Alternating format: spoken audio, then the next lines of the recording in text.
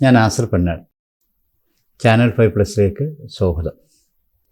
ജനോപകാരപ്രദമായ പുത്തൻ ആശയങ്ങൾ കണ്ടെത്തുകയും യുദ്ധകാല അടിസ്ഥാനത്തിൽ അവ പ്രാവർത്തികമാക്കുകയും ചെയ്യുന്നതിൽ UAE ഭരണാധികാരികൾ ലോകത്തിന് തന്നെ മാതൃകയാണ്. കാനഡയിലെ സ്കെയ്ലൻ വാങ്കോറിനെ മറികടന്ന് ലോകത്തിലെ തന്നെ ഏറ്റവും നീളം കൂടിയ മെട്രോ ലൈനായ ദുബായ് മെട്രോ പുത്തൻ പരിഷ്കാരങ്ങളും പദ്ധതികളും കൊണ്ട് ഏറെ ശ്രദ്ധ ആകർഷിക്കുന്ന ഒരു സംരംഭമാണ്. ഏറ്റവും അവസാനം ദുബായിൽ സ്വന്തമായി ഓഫീസ് സംവിധാനം ഇല്ലാത്തവർക്കും ഉള്ളവർക്കും വെറും 20 ദിർഹം നൽകിയാൽ ശീതീകരിച്ച പരിധിയില്ലാത്ത ഇൻ്റർനെറ്റ് സൗകര്യങ്ങളോട് കൂടി രുചിയേറിയ ഒന്നാന്തരം ചായയോ കാപ്പിയോ അടക്കം ഒരു ദിവസം ഇരുന്ന് ജോലി ചെയ്യാൻ ഉള്ള സൗകര്യം ഒരുക്കിയിരിക്കുന്നു. മാത്രമല്ല 600 ദിർഹം നൽകിയാൽ നമുക്കവിടെ ഈ മെട്രോ സ്റ്റേഷനിൽ മീറ്റിങ്ങുകളും മറ്റും നടത്താനുള്ള കോൺഫറൻസ് ഹാളും ലഭ്യമാണ്.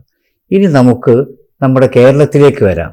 ഇനി നഷ്ടത്തിൽ നിന്ന് കരകയറാത്ത കൊച്ചി മെട്രോയും പ്രതിമാസം കോടിക്കണക്കിന് രൂപ പൊതുഖജനാവിൽ നിന്ന് കാർന്നു തിന്നുന്ന നമ്മുടെ KSRTCയും നമ്മുടെ കെടുകാര്യസ്ഥയുടെ ഉത്തമ ഉദാഹരണങ്ങളാണ്. കേരളത്തോട് അങ്ങോളം ഇങ്ങോളം നഗരഹൃദയത്തിൽ കോടികൾ വിലമതിക്കുന്ന ഭൂമി KSRTCക്ക് സ്വന്തമായിട്ടുണ്ട്.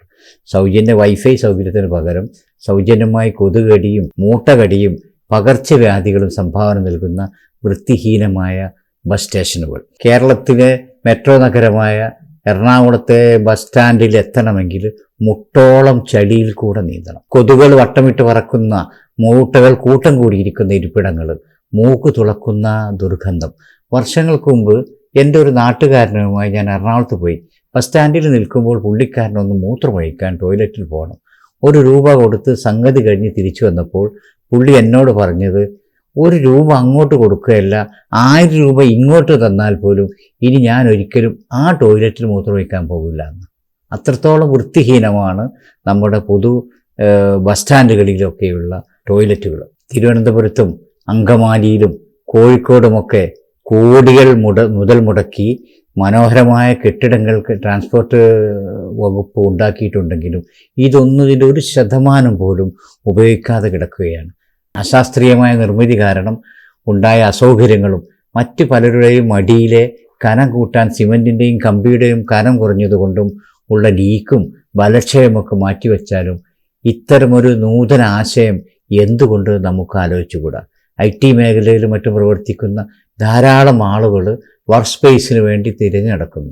യാത്രയുടെ കാത്തിരിപ്പ് വേളയിലും വൈഫൈ സൗകര്യവും എയർ കണ്ടീഷനുള്ള സ്പേസുകൾ കിട്ടിയാൽ എത്ര രൂപ കൊടുക്കാനും തയ്യാറുള്ളവരും ധാരാളമുണ്ട്. യാത്രക്കിടയിൽ ഒന്ന് വിശ്രമിക്കാൻ ആഗ്രഹിക്കുന്നതിന് കുറവല്ല.